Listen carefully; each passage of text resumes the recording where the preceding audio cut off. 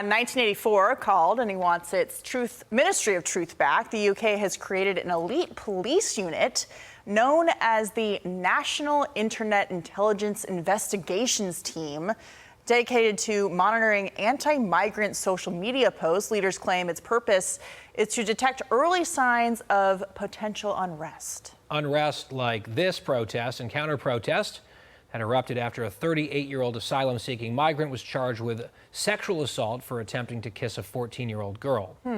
Despite the surveillance, UK's Prime Minister insists he still believes in free speech.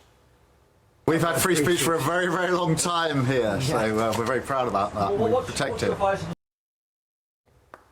Well, with us now to react is Public News founder Michael Schellenberger. Michael, it is true that the United Kingdom and the West has a fairly robust tradition, long-standing when it comes to free speech, but I'm not so sure that's true anymore. I mean, there's story after story about people being thrown behind bars in the UK, even for tweets that they have deleted, with longer prison sentences than people who've committed actual physical violent crimes.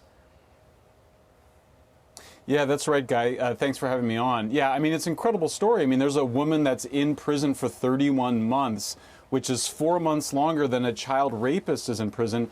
And what all she did was have a tweet up for 4 hours that she ended up taking down.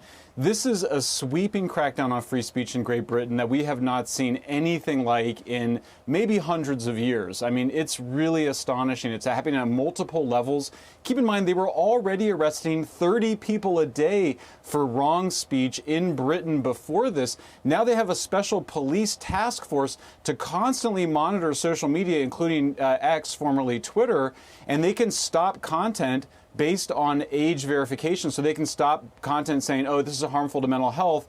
And then X recently, just a few days ago, did block content on the basis of the British order to be able to identify if people were old enough to see it. So the other thing you mentioned there was the Islamophobia. They're not going to allow people to criticize mass migration. They're going to call it Islamophobia and a hate crime and prevent it. So this is George Orwell. I mean, George Orwell perfectly predicted this in 1984 when he wrote his book in the mid-40s. You know, Michael, I was just in Europe at a conference and talking to a number of the people there. I mean, they are married to this idea that you have to monitor the internet, that you shouldn't be able to say certain basic things, including posting memes or things that are counter to what they believe politically in terms of the political party that's in charge. It's not just the UK, it's also the EU. They have this new Digital Services Act, which is complicated trade between the United States and the European Union, and even the deal that the president just got, it's an issue that has not been satisfied according to the administration. So I don't see this going in a direction that's going to get better despite the pressure. I mean,